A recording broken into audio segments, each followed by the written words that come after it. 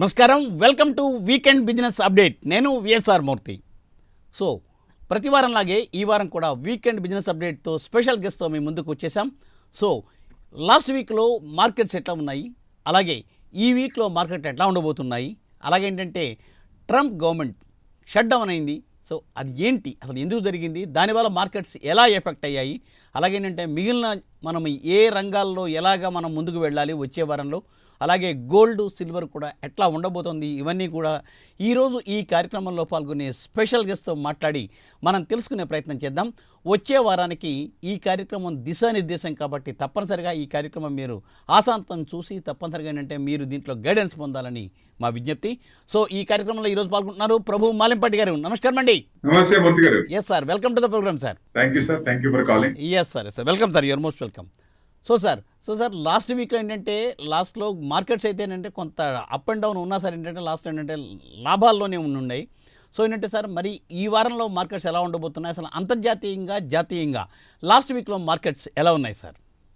Last week market చూస్తే ఆ issue ఇంకా H1B వీసా డైల్యూట్ కాలేదు, ఫార్మా 100% తీసుకొచ్చారు, దానివల్ల కొంచెం ఇదైంది.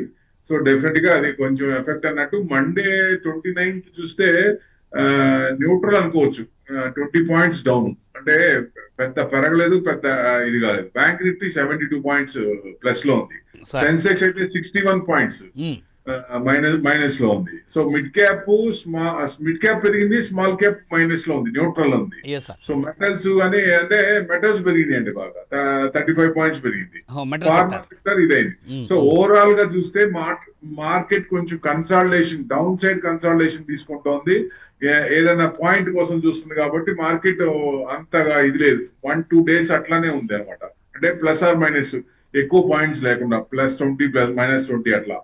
సో దానివల్ల ఒక 2 డేస్ అట్లానే, 3 డేస్ అనుకోండి, 29, 30, 31, 30th తర్వాత ఫస్ట్ వచ్చేదలికి మీకు కొంచెం చేంజెస్ వచ్చినాయి.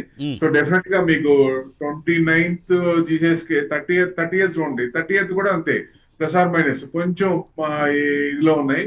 సో నెక్స్ట్ వచ్చేసి 1st తారీఖు, 1వ తారీఖు చూస్తే మీకు మళ్ళీ న్యూట్రల్ గానే ఉన్నాయి. ఎందుకంటే నెక్స్ట్ డే ఆర్బీఐ 1వ తారీఖు ఆర్బీఐ మీటింగ్ ఉంది కాబట్టి. సో మార్నింగ్ గ్యాప్ డౌన్ అయినా చిన్నగా మళ్ళీ ఆ రోజు ప్లస్ లోనే కొంచెం క్లోజ్ అయింది. సో డెఫినెట్ గా ఎందుకంటే ఇంట్రెస్ట్ రేట్లు తగ్గలేదు కానీ తగ్గించలేదు, పెంచలేదు, న్యూట్రల్ చేశారు, స్టేటస్ క్వో చేశారు. బట్ పాజిటివ్ మాట్లాడారు ఆయన, ఆర్బీఐ గవర్నర్ పాజిటివ్ గా మాట్లాడేదానికి మార్కెట్ కొంచెం పుంజుకుంది, అంటే మధ్యాహ్నం నుంచి కొంచెం పుంజుకుంది. సో డెఫినెట్ గా నెక్స్ట్ డే అంటే ఫ్రైడే వచ్చేదానికి మళ్ళీ సెకండ్ హాలిడే, థర్డ్ మళ్ళీ ఫ్రైడే వచ్చేదానికి నిన్న కూడా కొంచెం డౌన్ అయ్యి మార్నింగ్ ఓపెనింగ్ డౌన్, తర్వాత చిన్నగా మధ్యాహ్నానికి కొంచెం తీసుకుంది ప్లస్ లో. ఏదేమైనా పెద్ద రియాక్ట్ అవ్వట్లేదు. కానీ జిఎస్టీ ఇంత బూస్ట్ ఇచ్చినా గానీ రావట్లేదు. ఎందుకు అంటే ఒక కారణం, ఒక్కోసారి ఏమవుతుందంటే ఈ జిఎస్టీ ఎఫెక్ట్ ఎప్పుడు వస్తుందండి, మళ్ళీ ఒక క్వార్టర్ అయిపోయినా నెక్స్ట్ క్వార్టర్ కానీ ఎఫెక్ట్ పడదేమో, అందుకని అంత డిఫరెన్స్ కనపడట్లా. ఎందుకంటే 2 లక్షల కోట్ల పైన మిగులుతున్నప్పుడు అది రొటేషన్ అవడానికి ఛాన్స్ ఉంది కదా, అది ఎఫెక్ట్ పెద్ద కనపడట్లా. ఇంత చేసి కూడా మార్కెట్ లో మూవ్మెంట్ రావట్లా, పెరుగుతుందా అనుకుంటే పెరగట్లేదు, మరి ఏమైనా పెద్ద పడట్లేదు. సో ఏది ఏమైనా మార్కెట్ ఈ పరిస్థితి ఏంటి అంటే ఇంకా H1B వీసా ఒక రకంగా చూస్తే డైల్యూట్ అయిపోయినట్లక H1Bది. జెఫరీస్ అనే HSBC వాళ్ళు ఏమిచ్చారంటే డిసెంబర్ కి 26,600, అంటే మన 26,277 హై అయితే 26,600 వరకు వెళ్ళొచ్చు అనేది వాళ్ళు కొంచెం ఇది చేశారు. జీడిపి కూడా పాజిటివ్, మన ప్లానింగ్ కమిషన్ కూడా జీడిపి కూడా మార్చింది, 6.3, 6.8 కి ఇచ్చారు. అది ఇది ఆర్బీఐ కూడా మంచిగానే ఇది చేసింది, పాజిటివ్ గానే మాట్లాడింది. సో ఇవన్నీ పాజిటివ్ ఉన్నాయి. ఏది ఏమైనా మెయిన్ ఇంకా కారణం ఏంటంటే మనది డెట్ ఎకానమీ అని, ఉమ్, మనది అసలు మన ప్రైమ్ మినిస్టర్ తిట్టి అన్ని రకాలుగా చేసినప్పుడు ఉమ్. వాళ్ళు అల్టిమేట్ గా ఏమైందని షట్ డౌన్ అయింది యుఎస్. అంటే ఎస్ సార్, షట్ డౌన్ అయిందని చెప్పి అంటున్నారు సార్. అసలు అది ఏంటి సార్? షట్ డౌన్ అంటే ఓన్లీ గవర్నమెంట్ లో ఆ అత్యవసర పరిస్థితిలో ఉన్న డిపార్ట్మెంట్ వరకే వర్క్ చేస్తాయి, వాళ్ళ వరకే శాలరీస్ ఇస్తారు. మిగతా వాళ్ళకి లీవ్ అనుకోవచ్చు, మళ్ళీ మళ్ళీ మెసేజ్ వచ్చేదాకా లీవ్ అనుకోవచ్చు. ఉమ్, మళ్ళీ అంటే లీవ్స్ అనమాట, ఎన్ని రోజులు అయితే అన్ని రోజులు. లాస్ట్ మీకు 2018 లో కూడా ట్రంప్ గా ఫస్ట్ టైం వచ్చినప్పుడు కూడా 35 days ఉంది. అప్పుడు కూడా చాలా ఇబ్బంది పడ్డారు. ఇది సెకండ్ టైం మళ్ళీ ఆయన వచ్చిన టైంలో మళ్ళీ, ఎందుకంటే అందరినీ ఇబ్బంది పెడుతూ ఆయనే ఇరుక్కున్నాడు. లో అంటే yes sir. అంటారు కదా, మొత్తాన్ని ట్యాక్స్ లేసి నానా రకాలుగా ఇబ్బంది పెట్టి ఆయనే ఫైనల్ గా ఇరుకున్నట్టు అనిపిస్తుంది. చివరికి ఏమవుతుంది ఇప్పుడు, మెయిన్ ఎందుకు షట్ డౌన్ అయింది అంటే ఇప్పుడు వాళ్ళ డెట్ పెరుగుతోంది. జనరల్ గా వాళ్ళ డెట్ ని పార్లమెంట్ లో వాళ్ళు అవతల అపోనెంట్ పార్టీ కూడా అప్రూవ్ చేయాలి. అప్రూవ్ చేసినప్పుడే గవర్నమెంట్ స్పెండ్ చేసుకోవడానికి, అప్పు చేసి స్పెండ్ చేయడానికి పర్మిషన్ ఇవ్వాలి. వాళ్ళ కాన్స్టిట్యూషన్ అలా ఉంది. వాళ్ళు చివరి దాకా ఇస్తారు అనుకునేది డెమోక్రాట్ పార్టీకి ఇవ్వలేదు. సో అందుకని ఆ రోజు కూడా మార్కెట్ ప్లస్ లో ఉండి చివరికి పడిపోయింది. సో ఇప్పుడు చూస్తే ఎట్టి పరిస్థితుల్లో వాళ్ళు ఓన్లీ అత్యవసర పరిస్థితుల వాళ్ళకే పనిచేస్తారు, మిగతా అందరూ వెళ్ళిపోవటమే, మిగతా అందరూ లీవ్ లో వెళ్ళిపోవటమే. సో ఇది పరిస్థితి, వాళ్ళ పరిస్థితి ఇది అని అందరినీ ఇబ్బంది పెట్టి ఆయనే ఇరుక్కున్నట్టు అనిపిస్తుంది. ఇది ఎన్ని రోజులు అవుతుంది? లాస్ట్ టైం 35 days అయింది. ఈసారి చూస్తే లాస్ట్ టైం కొంచెమే ఉన్నాయి, ఆయన డాన్సులు కొంచెమే ఉన్నాయి, కానీ ఈసారి విపరీతంగా ఉన్నాయి. మరి పరాకాష్ఠకు చేరినాయి కదా. సో ఏ రకంగా చేయకూడదు అన్ని రకాలుగా చేస్తుంది. కాబట్టి ఈసారి ఎన్ని రోజులు అవుతుంది అనేది ఒక $1 million క్వశ్చన్, ఏమవుతుంది అనేది. సో ఎందుకంటే ఫార్మా కూడా 100% చేశారు, దాని మీద మందులు కొనుక్కునే వాళ్ళు కూడా పైన 100% మళ్ళీ పైన కొనుక్కోవాలి. సో ఏది ఏమైనా కొంచెం వాళ్ళు ఇబ్బంది పడుతున్నట్టు, మరి ఏమవుతుంది అనేది ఒక నెల పట్టేటట్టుంది. ఆ లాస్ట్ టైం నెల అంటే ఇప్పుడు ఈసారి ఎంత టైం పట్టుద్ది, ఇంకా సివియర్ ఉంది కాబట్టి కాలమే నిర్ణయించాలి. సో వాళ్ళు ట్రంప్ దిగొస్తారా దిగిరారా, ట్రంప్ టారిఫ్ వదిలేస్తారా, వదిలేసి అందరితో మంచుకుంటారా అనేది ఇది. అంటే ఈ నెలలో సెటిల్ అవుతుంది అనుకున్నప్పుడు మేబీ అనుకోవటం ఇది పీక్ చేరుతుంది అనిపిస్తోంది. ఎందుకంటే ఏ ఇష్యూ అయినా పీక్ తేలిపోతుంది. అది ఈ నెలలో తేలిపోవచ్చా అనేది ఒక రకంగా ఒక మిడుగులో చిన్న ఆశ అనిపిస్తుంది. డెఫినెట్ గా ఈ నెలలో వస్తుందా అంటే వచ్చే అవకాశాలు కనపడుతున్నాయి. ఎట్టి పరిస్థితుల్లో వాళ్ళే ఇబ్బంది పడుతున్నారు కాబట్టి ఇంకొకళ్ళు ఇబ్బంది పెట్టే పరిస్థితి ఉండదు. డెఫినెట్ గా ఇది మార్పులు రావచ్చు అనేది ఎక్స్పెక్టేషన్ అండి. ఓకే. సో సార్ ఏంటంటే మన దగ్గర మార్కెట్ ఎలా ఉంది, ఇంటర్నేషనల్ మార్కెట్ కూడా అట్లాగే ఉండే కదా సార్ ప్రస్తుతం. ఈ రెండు కూడా ఎఫెక్ట్ అయ్యాయి కదా దీనివల్ల. కానీ వాళ్ళ మార్కెట్స్ బాగానే ఉన్నాయండి. మన మార్కెట్ ఇబ్బంది పడుతుంది కానీ అదేంటి సార్ వాళ్ళ మార్కెట్ బాగానే ఉన్నాయి, వాళ్ళకి ఏం డౌట్ లేదు, బ్రహ్మాండంగా ఉన్నాయి అనుకోవచ్చు వాళ్ళకి. సో వాళ్ళ చూస్తే ఎఫ్ఐఎస్ గాని కొంచెం తగ్గించారు, అమ్మటం అనేది తగ్గించారు. సో అది పాజిటివ్ పాయింట్ ఒక రకంగా. వరల్డ్ మార్కెట్ చూస్తే మొత్తం పాజిటివ్ లో ఉన్నాయి. నెక్స్ట్ కమింగ్ వీక్ కూడా పాజిటివ్ ఉన్నాయి. వరల్డ్ మార్కెట్ కూడా డౌ జోన్స్ చూడండి, లో నుంచి 27% పెరిగింది. నాస్డాక్ 50% పెరిగింది లో నుంచి. S&P 500 38% పెరిగింది. యూరోపియన్ మార్కెట్ చూసినా 20-30% ఉంది. నిక్కీ జాన్సన్ అన్ని ప్లస్ లో ఉన్నాయి. కమింగ్ వీక్ కూడా వరల్డ్ మొత్తం పాజిటివ్ ఉంది. సో మన మార్కెట్ ఇంకా మనం 5% ఆల్ టైమ్ హైకి 5% దూరంగా ఉన్నాం, ఇంకా కింద కొట్లాడుకుంటా ఉన్నాం. సో మనకి లో నుంచి చూస్తే మనకి 14% పెరిగింది. అదే బ్యాంక్ నిఫ్టీ చూస్తే 16.75 అంటే 2.5% ఎక్స్ట్రా ఉంది ఇంకా. సో నిఫ్టీ ఇంకా 5% దూరంగా ఉంది ఆల్ టైమ్ హైకి. ఇది పరిస్థితి, మన పరిస్థితి చూస్తే. వరల్డ్ మార్కెట్స్ ఇంకా బాగున్నాయి. మనకి పారామీటర్స్ చూస్తే క్రూడ్ బాగా తగ్గిందండి, 8% తగ్గింది. క్రూడ్ తగ్గిపోయింది, క్రూడ్ బాగా తగ్గింది. అది మంచి పాజిటివ్ న్యూస్. ఒక రకంగా తగ్గుతుంటే అది మంచిది కదా. ఇప్పుడు రిలయన్స్ కంపెనీ కానీ ఇట్లాంటి వాటి క్రూడ్ తగ్గితే వాళ్ళకి ఉపయోగం, బాగా మంచి లాభాలు వస్తాయి. అది మెయిన్.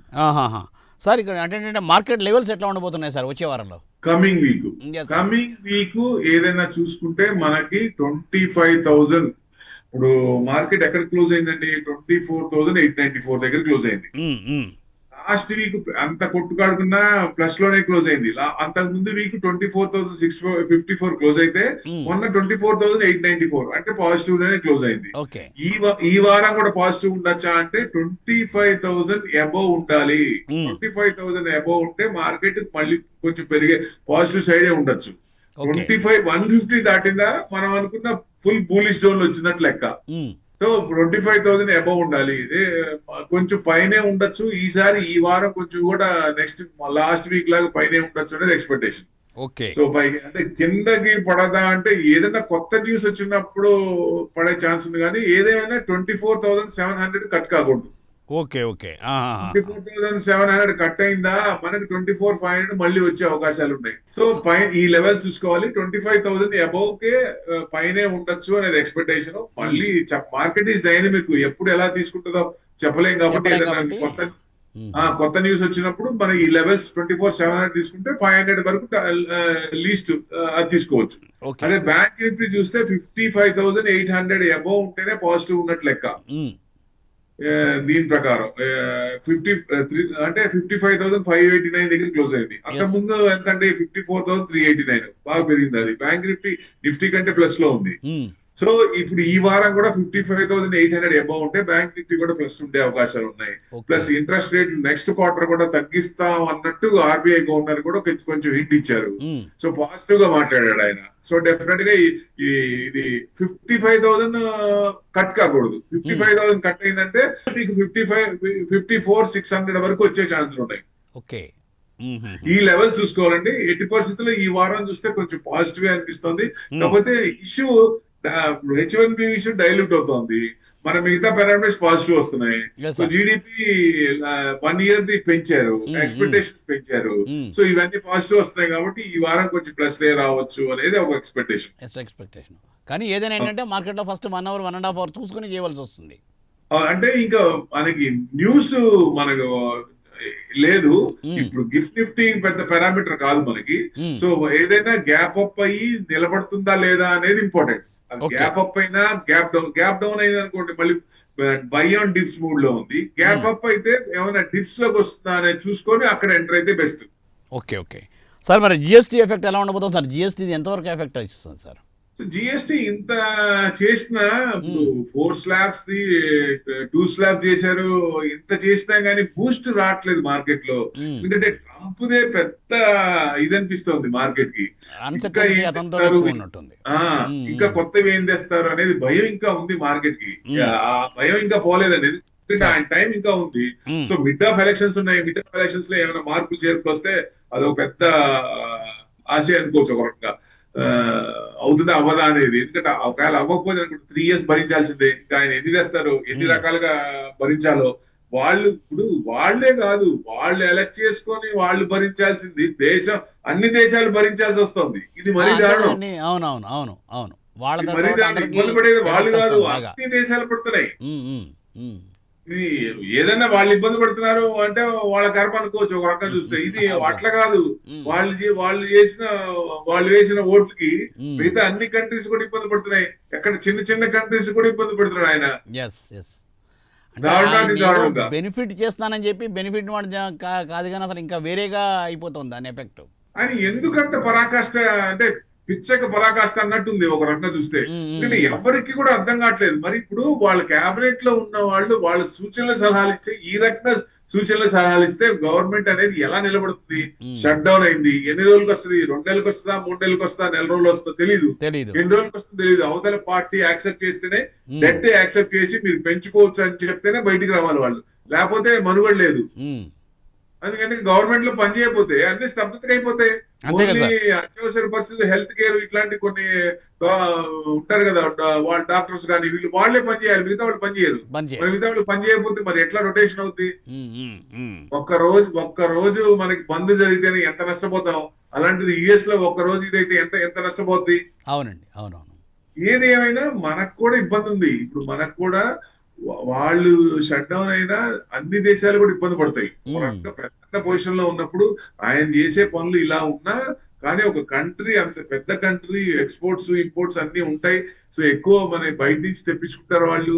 వాళ్ళు ఇబ్బంది పడుతున్నప్పుడు ఆ ఎఫెక్ట్ అనేది మన మీద పడదు అంటున్నారు, కానీ పడుతోంది. మార్కెట్ పెరగట్లేదు, అంతే కదండి, మార్కెట్కి అసలు ఏమీ మూమెంట్ రావటం లేదు. అవును. మూమెంట్ రావట్లేదు. ఎంత బూస్ట్ ఇచ్చినా జిఎస్టి మహా అద్భుతం, అది అంత అంత తగ్గించారంటే, కానీ బూస్ట్ రావట్లేదు.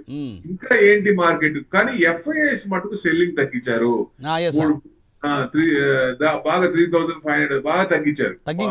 ఎందుకని ఉంటారు సార్? తగ్గించడం కారణం ఏమి ఉండొచ్చు? అంటే ఇప్పుడు ఎంతకాలం అమ్ముతారండి వాళ్ళు కూడా, ఒక స్టేజ్ లో ఎక్కడో చోట రావాలి కదా. ఓకే,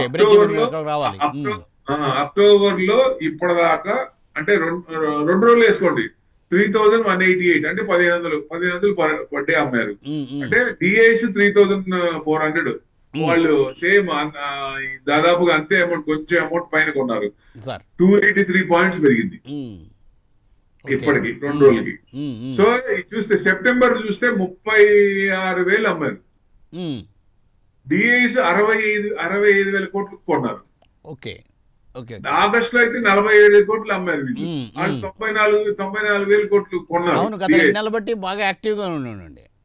డిఐస్ బాగా మనకి బాగా సపోర్ట్ చేస్తుంటే ఒక రకంగా మార్కెట్ అసలు ఇంత పడకుండా ఉండడానికి మా మెయిన్ కారణం ఏంటి, బలం డిఐసే, రిటైల్. ఎస్ఐపి ద్వారా కొన్ని 26,000 కోట్లు పైన వస్తున్నాయి. మేబీ ఇంకా కరెక్ట్ ఫిగర్ అయితే ఇప్పుడు 28,000 కోట్లు కూడా చెప్పుకోవచ్చు.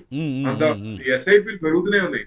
అందరి చూపు ఎక్కువ మంది one of the SIP systematic investment plan అనేది one of the best in financials. అంటే ఇదివరకు చిన్న ఏజ్ లో ఉన్న వాళ్ళు చేసేవాళ్ళు, ఒక రేంజ్ 50 వరకు చేసేవాళ్ళు. కానీ ఇప్పుడు లైఫ్ స్పాన్ పెరిగి 60 to 90 అవుతున్నప్పుడు ఆ లాస్ట్ లెగ్ లో పిల్లల మీద ఆధారపడగా ఉండడానికి పెద్దవాళ్ళు కూడా ఎస్ఐపి చేస్తున్నారండి. బాగా వాళ్ళు కూడా చేస్తున్నారు. దాని వల్ల ఏమంటే ఎక్కువ అవుతున్నాయి బాగా. అంతే కదండి, అది ఒక సిస్టమేటిక్ ఇన్వెస్ట్మెంట్. నిజంగా ఏంటంటే అది తెలియకుండానే మంచి ఇన్వెస్ట్మెంట్ రియల్ గా. చాలా తక్కువగా అంటే లోవర్ లోస్ హైయర్ హైస్ లో కొంటాం కాబట్టి యావరేజ్ అవుతుంది. రూపీ కాస్ట్ యావరేజ్ మనం కొన్న పర్చేసింగ్ రేట్ బాగా తగ్గుద్ది. లాంగ్ టర్మ్ లో మంచి రిటర్న్స్ వస్తాయని అది వస్తుంది ప్రూఫ్. ఇదివరకు మ్యూచువల్ ఫండ్స్ 12 to 15% వచ్చేది, ఇప్పుడు 20 to 30% మ్యూచువల్స్ ఉన్నాయి mutual funds.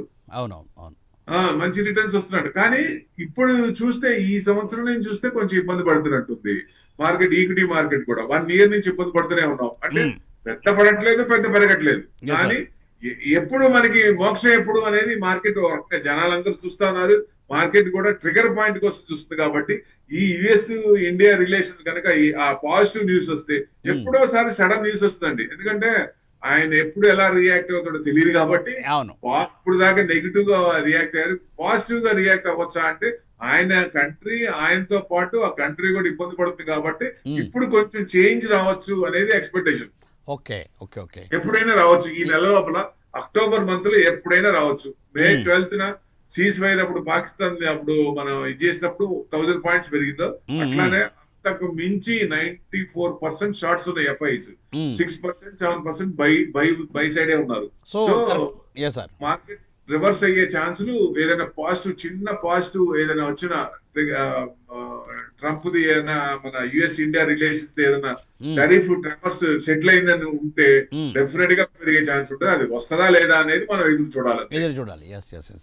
So sir IPOs కూడా చాలా వస్తున్నాయి సార్. అసలు ఈ లాస్ట్ 6 months లో వచ్చేమంటే ఇప్పుడు కూడా చాలా ఐపీఓస్ వస్తున్నాయి. ఇప్పుడు ఐపీఓ మామూలు కాదండి, ఎందుకంటే చిన్న వాళ్ళు కూడా ఎక్కువ మంది ఐపీఓకి వచ్చేస్తారు. ఎస్ఎంఈలు కూడా బాగా వస్తున్నాయి. ఎస్ఎంఈ కూడా లాట్ లో కొనుక్కోవాల్సింది. నా రిక్వెస్ట్ ఏంటంటే ఎస్ఎంఈలు చాలా ఇబ్బంది పడుతున్నాయి. ఎవరైనా సరే ఐపీఓస్ ఇండివిజువల్ కంపెనీ చేయొచ్చు, కానీ ఎస్ఎంఈలు దయచేసి టచ్ చేయబాకండి. అది వేస్తే అది లాట్ లో కొనాలి. 3,000, 4,000 ఒక షేర్ కొనడానికి లేదు, లాట్ లో కొనాలి. అది చాలా ఇబ్బంది పడుతున్నారు. ఓన్లీ ఐపీఓస్ తీసుకుంటే అది కూడా టాటా క్యాపిటల్ కానీ ఎల్జీ ఎలక్ట్రానిక్స్ కానీ మేజర్ పెద్దవి ఉన్నాయి. మేజర్ పెద్దవి తీసుకోండి. ప్లస్ ఇంకోటి ఏంటంటే అన్లిస్టెడ్ షేర్స్ లో బాగా డిమాండ్ ఉందని ఒక స్పేస్ క్రియేట్ చేసి దానికి బాగా వస్తుందని చెప్పి హెచ్డిబి ఏమో 1,400 అమ్మితే అది 700 ఇష్యూనే తక్కువ ఇచ్చారు. 760, 780కి ఇచ్చారు. ఇప్పుడు తర్వాత మళ్ళీ టాటా ఇది కూడా 11 అమ్మితే 330కి ఇష్యూ రేట్ ఉంది. చాలా తక్కువ. అంటే టాటా ఎప్పుడు పిచ్చి పనులు చేయదు కాబట్టి కరెక్ట్ గా లెవెల్లో అందరికి అనుకూలంగా ఉంటది కాబట్టి ట్రస్ట్ వర్తి అంటే ఇండియాలో అంటే టాటానే కదా. అవునండి. సో అది ఉంది. ఎల్జీ ఎలక్ట్రానిక్స్ పెద్దది, అది కూడా కొంచెం అలాంటివి చేయొచ్చు. అంటే ఎక్కువ మంది అంటే లాస్ట్ వీక్ ఒక 20 అండి, ఈ వారం 21 అసలు విపరీతంగా ఉన్నాయి. నెక్స్ట్ కమింగ్ వీక్ కూడా బాగున్నాయి, నెక్స్ట్ కమింగ్ 3 to 6 months కూడా ఇంకా ఉన్నాయి. విపరీతంగా వస్తాయి. మార్కెట్ కూడా ఓ రకంగా ముందుకు వెళ్ళకపోవడానికి కారణం ఇదే ఇంకో part, one of the reason అనుకోవచ్చు. ఎందుకంటే ఎక్కువ ఐపీఓస్ అయిపోవడం కూడా ఒక రీజన్ అప్లై చేస్తా ఉన్నారు. ఆ అమౌంట్ కావాలన్నప్పుడు అక్కడ ఈక్విటీలు అమ్మేసి ఇది తెప్పించుకోవాలి కాబట్టి బ్యాంక్ లో పెట్టుకుంటా ఉన్నారు. బ్యాంక్ నుంచి మనకి ఐపీఓస్ పోతా ఉన్నాయి, బ్లాక్ అయిపోతుంది అమౌంట్. సో అది మెయిన్, అది కూడా ఒక కారణం. ఇన్వెస్ట్మెంట్ కి రావట్లేదు, ఐపీఓస్ కి ఎక్కువ పోతున్నాయి, ఐపీఓస్ లో బ్లాక్ అయిపోతున్నాయి అమౌంట్, బ్యాంక్ లోనే ఉంటున్నాయి. అలాట్మెంట్ కాకపోయినప్పుడు బ్యాంక్ లోనే ఉంటే అలాట్మెంట్ అయినాక అంత అమౌంట్ కట్ చేసుకుని బ్యాలెన్స్ అమౌంట్ రిలీజ్ అవుతాయి. అట్లా బ్యాంక్ లోనే ఉండిపోతున్నాయి కాబట్టి ఇన్వెస్ట్మెంట్ కి రావట్లేదు. ఎవరైనా సరే సేవింగ్స్ నుంచి ఇన్వెస్ట్మెంట్ కి వచ్చినప్పుడే కానీ గ్రోత్ వచ్చేది. సేవింగ్స్ లోనే ఉంటే ఏమొస్తుంది, బ్యాంక్ రాదు కదా, 4% కూడా రాదు కదా. అవును అవును, ఆ ఇన్వెస్ట్మెంట్ కి టర్న్ అవుతేనే బెస్ట్. ఎందుకంటే ఎర్నింగ్స్ మనకి జనరల్ గా ఎర్నింగ్స్ సంపాదించిన తర్వాత దాంట్లో ఖర్చులు తీసేయంగా బ్యాలెన్స్ మనం ఇది చేసుకుంటారు, సేవింగ్ చేస్తారు. కానీ ఇప్పుడు అట్లా కాదండి.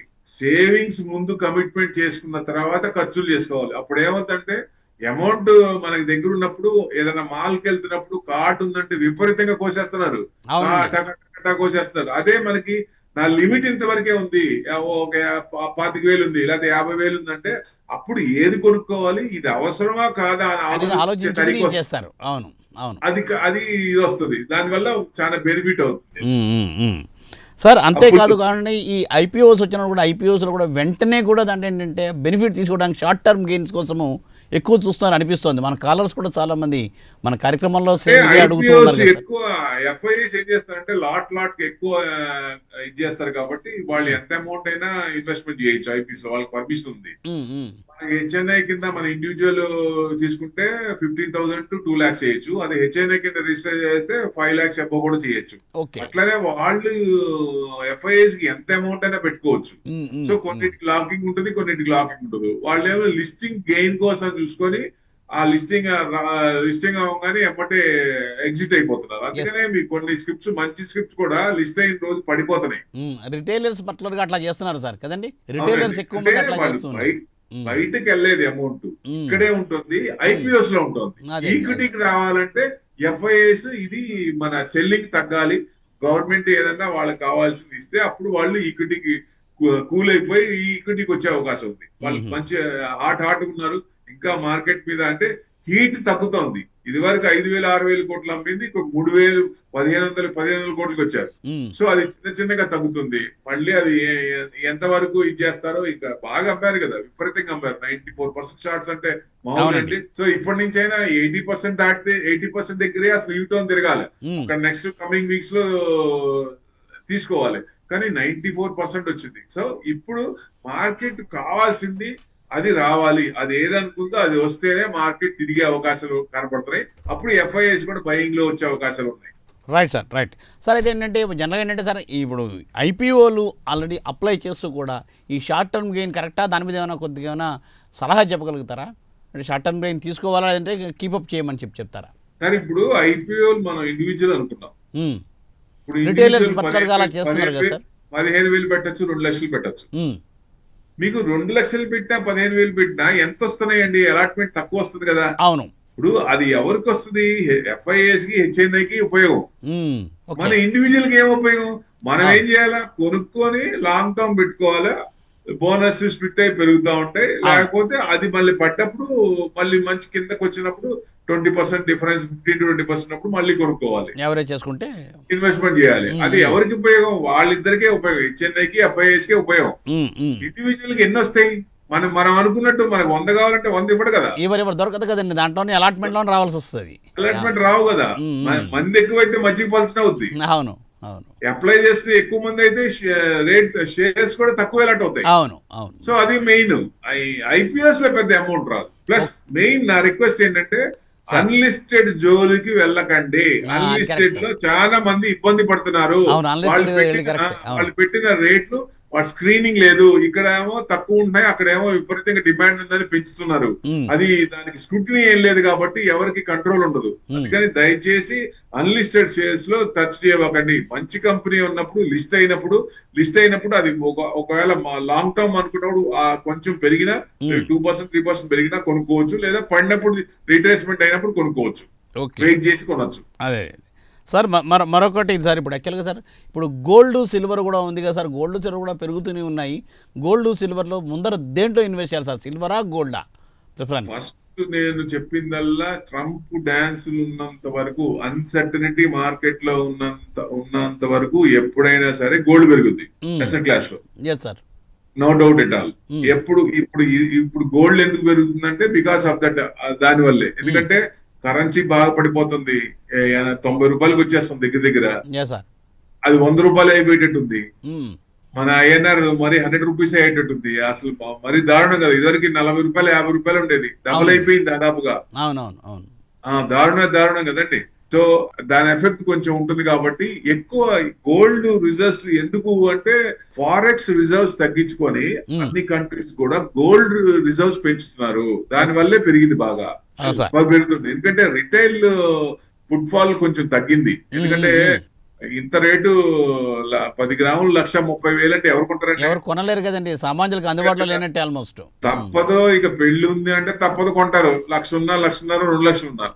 సో ఇప్పుడు ఈ టైంలో గోల్డ్ కొనాలా అంటే మీకు అవసరార్థం, ఎవరికైనా సరే అవసరార్థం ఎంత ఉందో, ఇమీడియట్ అవసరం ఉందా లేకపోతే లాంగ్ టర్మా? ఇమీడియట్ అవసరం అంటే షాపుల్లో 11 months 1 year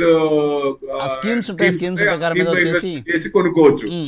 లేదు ఇమీడియట్ గా డబ్బులు ఉంటే మనం పడుతుందనే ఉద్దేశం. ఇప్పుడు ఈక్విటీ మార్కెట్ సెటిల్ అయితే అది కొంచెం తగ్గే ఛాన్స్లే ఉంటాయి. కొంచెం చూసి స్టాగర్డ్ మేనర్ లో పార్ట్ గా కొనుక్కోవడం మంచిది.